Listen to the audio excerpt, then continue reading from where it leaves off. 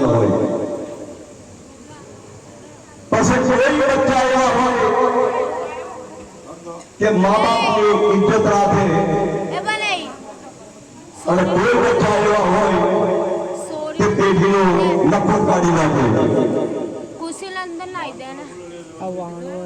બે ભાઈ હોય પાંચ ભાઈ હોય દા ભાઈ હોય પણ જેને મા બાપની કદર ના કરી જેને મા બાપની ઇજ્જત ના કરી તે દીકરા વિકાસ થયા છે વાંચે રહેવું હાલું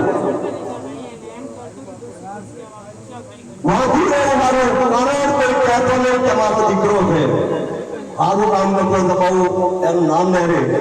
અને હેરા કામ કરતા મા બાપને જીવતા જીવ મરી જવું પડે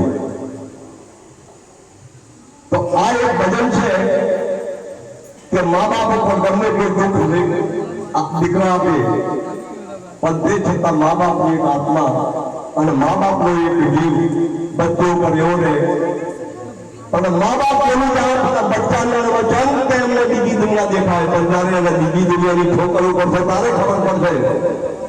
કે મા બાપ શું કહેતા હતા અને મા બાપ શું છે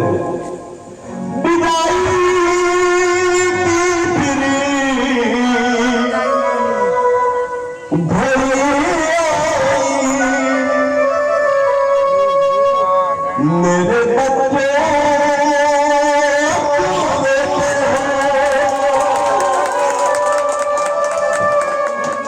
हंस दुखी क्यों होते